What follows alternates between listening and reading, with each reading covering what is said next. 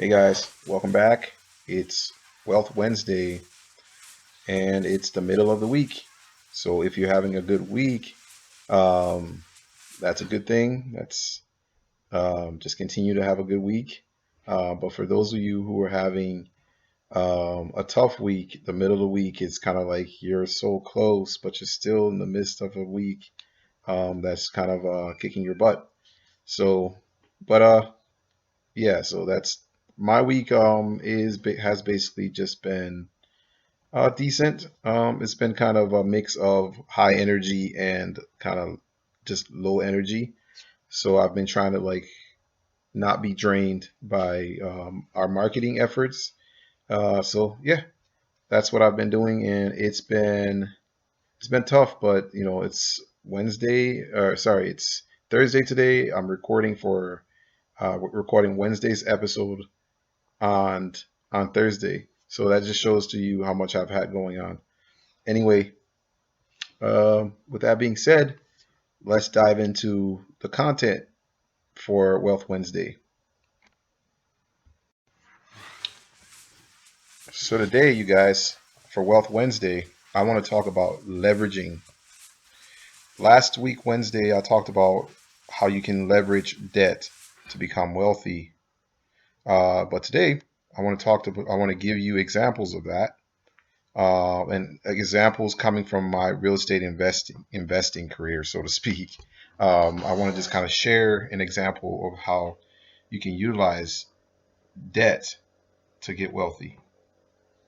So, and then secondly, I want to talk about how all of us, any of us, can utilize the skills that we have to now rebuild our community post George Floyd in a way where we can all flourish, in a way where we, you know, bring together our human capital,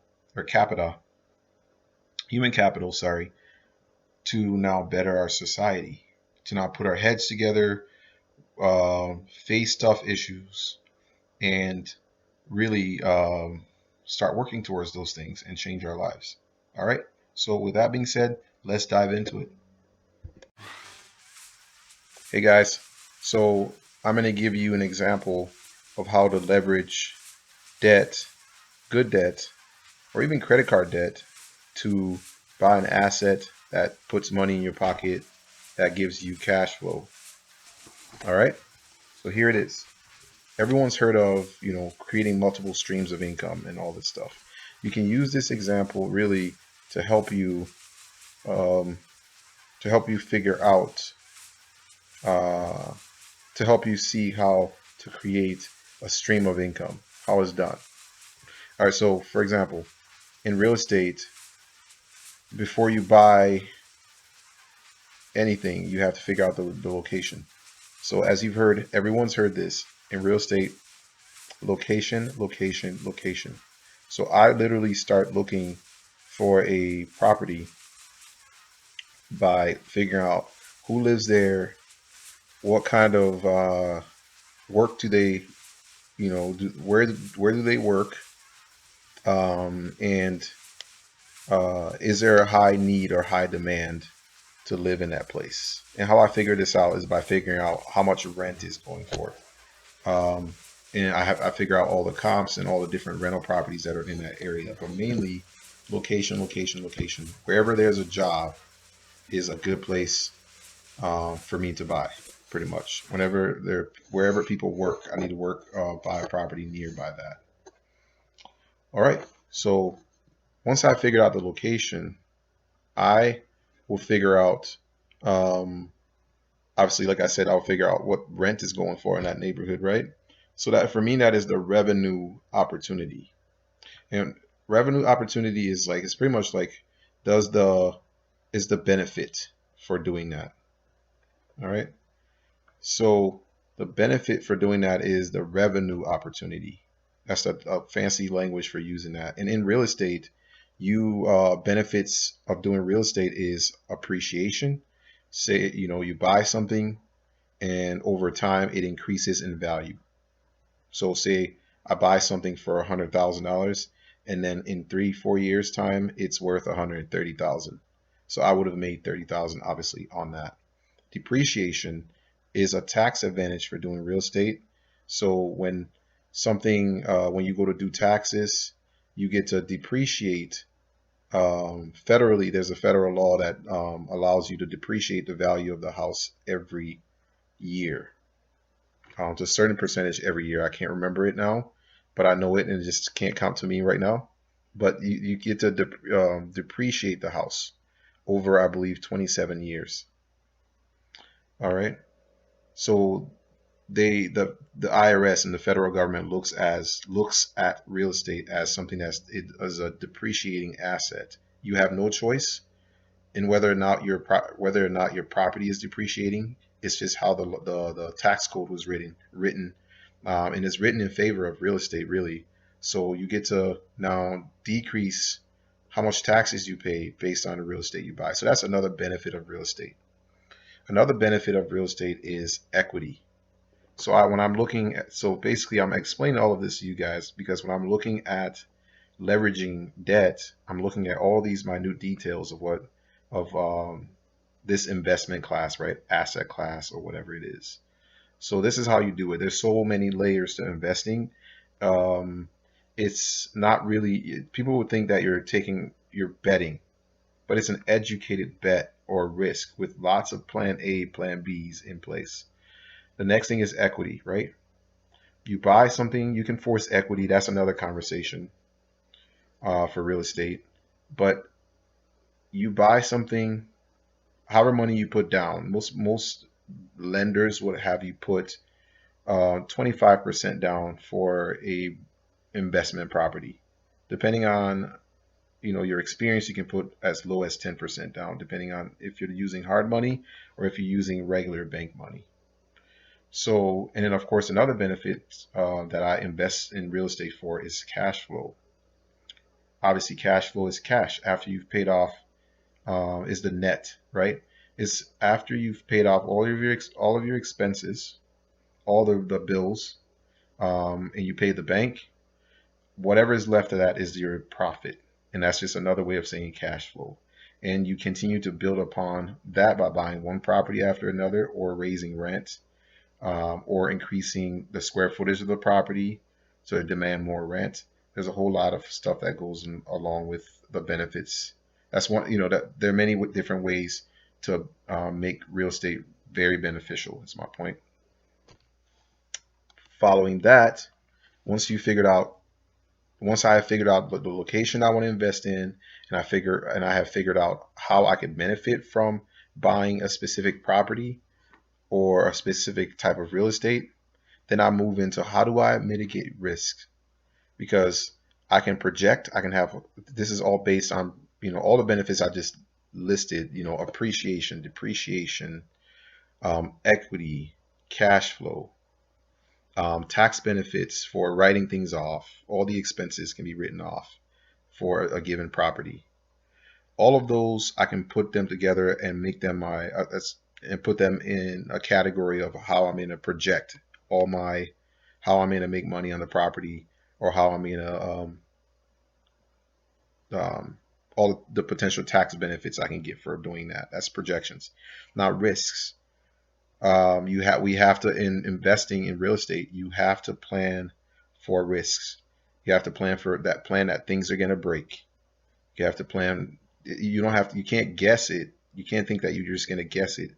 You have to plan for that, because terrible things will happen. And we're all learning that black swan events like the coronavirus, different things will happen that can kind of completely be showstoppers and stop you from your plan, that could stop you from actually executing your plan. So you have to have risk for as much as you see in investing, for as much as you pay attention to the benefits that you're going to get in doing a deal as far as real estate goes, or doing some or investing in something. You have to plan for the risks as well.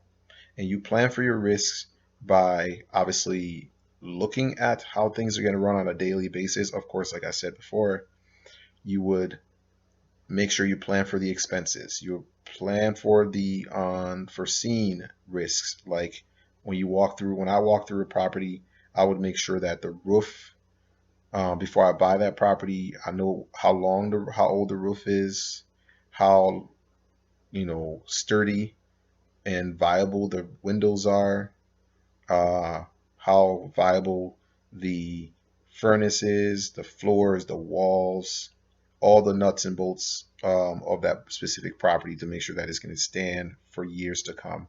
So that's kind of part of my risk management.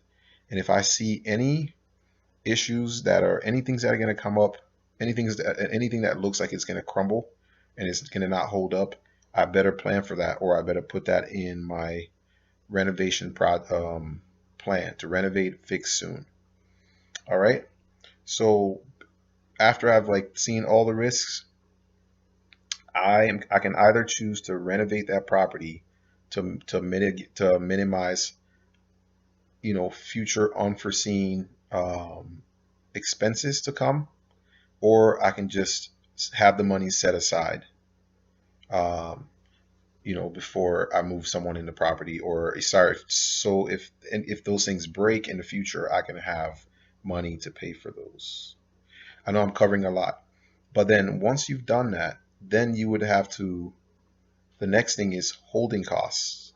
So once you've looked at the costs, which is the cost, which is another word for expenses.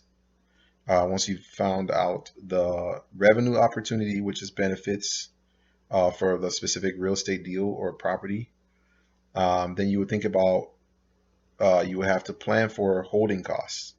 The worst case scenario is before you buy something, my goal, and when I buy real estate, my goal is to rent it. My goal is to hold it for as long as I can, and even hold it. My goal is to even hold it and give it to my kids, for them to hold it and continue to hold it, and for it to continue to pay them and pay itself off and generate money for us to live a comfortable lifestyle. All right.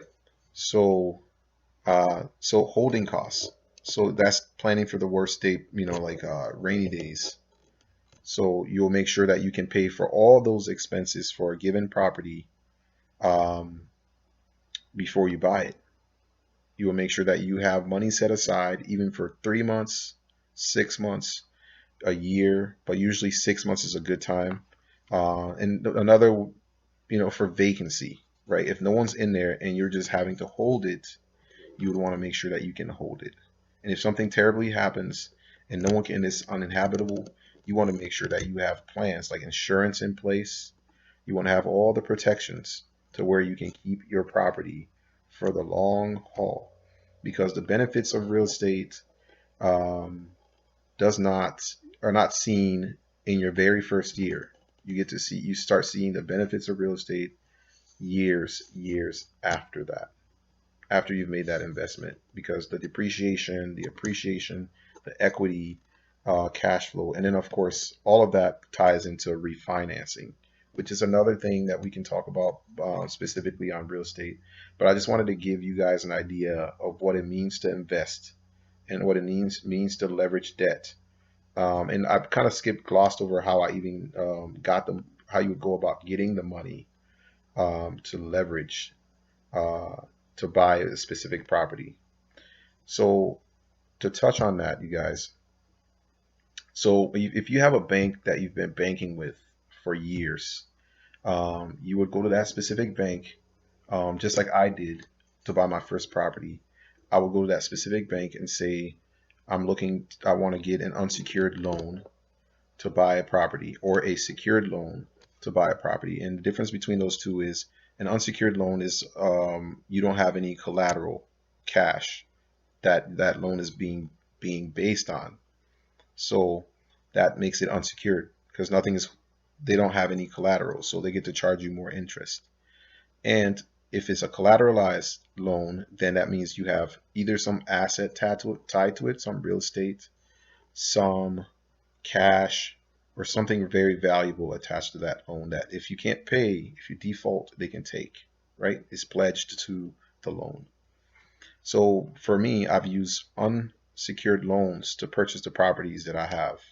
for the most part. I've saved money in the past to buy, to buy them, but you get to a certain point where you have to now utilize other people's money to buy property. So I've utilized that, and that's called leveraging, you guys. So once you figure out, once you go through that bank that knows you, you have a relationship with them, and you get the down payment, you apply that down payment, and it's just best to whatever in this buy and hold real estate that I do, it's best to just renovate a property when you first buy it. You can you can you can look at all the problems head on, and you don't have to wonder what's in the basement, what the plumbing is like, what the electrical is like, what the windows are like, what the roof is, how old the roof is, and how long it's going to last you. If all of the nuts and bolts of the property operates and are going to operate for a long time. So this is and then I would figure out, there's a whole long, I can continue this more and more and more, but once you figured out all this stuff, there's a there's a way to make sure you have an infinite return from a specific property that you buy. And an infinite return just means that, like, whatever money you put in the property, so whatever money you unsecured loan you get from the bank, um, you can get back over years. Um, or yeah, over years. So first you would buy a property, say at 100,000, you would put 25% down, uh, which 25% down would be $25,000. You put that down and say that the property is in a given neighborhood, where houses, where houses, or properties there at 100 or 1,000 square feet go for 150,000. So what you would do is, if you can figure out where to add square footage to that property, you can either add square footage in the basement, just like I've done, or you can add more bedrooms to the top of the on the same level, the upper level of the building, or you can do an addition to increase the square footage, therefore increasing the value of the property. So now, if you bought the property for $100,000, and if you fixed it up, you could have gotten 150,000. But to increase on to but to make it even better, to sweeten the deal, increase your chances of an infinite return, you then do an addition to the property, which would then add an even higher value to that property. So instead of it being worth $150,000 at the end of it, at the end of you fixing it up just as is, you would now it could be worth like 180,000. So adding an extra 30,000, on top of the $50,000 equity that you would have had in that property. So now, if you borrowed $25,000, you would have now gotten to pull that you would now pull that $25,000 out, and you would be left with $50,000. Okay, so that's just how you can have an infinite return in real estate. So the money that you put in doesn't just get left in the property, and then you can repeat that over and over and over. But this takes time and understanding and recognizing an opportunity.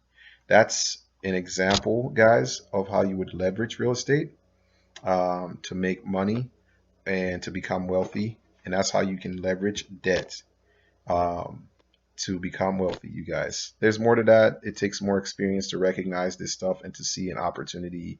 But that's what I do. That's what I've been doing for the past couple of years. So thank you, guys. And I want to talk to you. And thank you. That's pretty much how you can leverage debt to create an asset that. Oh, and not to mention the rent. After all is done, in an infinite return gain, after all is done, you would have increased the equity in the property, increased the appreciation of the property. Then you would, when it comes tax time, after you have refinanced the property to get this money out, You don't get to pay taxes on any refinanced um, when you refinance a property because you're buying debt. It's debt. You can't get taxed on debt. So you get that money out of the property and you get to recycle that money again and just keep recycling that money again, and keep becoming wealthy. All right. It took me a lot of time. It took me a long time to understand that concept. So I'm sharing it with you guys so you can do it yourselves if you're ever interested in real estate in the future. So yeah, that's pretty much that. Infinite return. So that's what that means.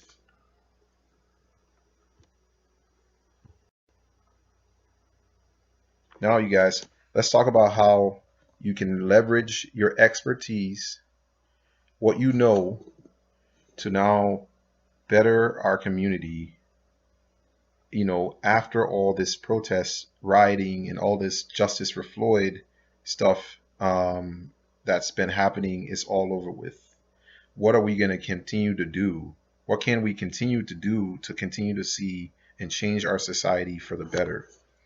So, human capital, it's just skills, right? It's like things that you know. If you're a bus driver, if you're someone who is a teacher, someone who is an investor, someone who is an entrepreneur, someone who is a business owner, someone who is a police officer, and all these different, uh, you can say all these different areas, uh, disciplines, right? Um, or all these different types of jobs. If you have those, you have chances are you have learned skills from these different jobs. We now have to look at like what we are now experts in. Believe it or not, we all are good at something, and we all are experts in something that we've been doing for a long time. And the best way to figure that out is to like figure out what you've been doing the longest, right? And really what other people say you're very good at and you should be doing could, that's one thing. That doesn't mean you should do it, but chances are you're sort of an expert in something if people think you should be doing that and are good at doing that. So that's called human capital. And that's what you can bring to the table. That's what you can now take and look at yourself and say, how can I change the world in a way where it's better than what we've all been fighting for lately. So you now take that and either start a business with that idea, with your expertise, start a nonprofit with your expertise, or gather people together, bring people together to now fight, um, for change, um, or to now work together towards a common goal. And that's how we can, this is exactly how we can now leverage what we know, you guys, to build a stronger community. One of the issues for me that I feel like we need to address, in a world after George Floyd's death is joblessness.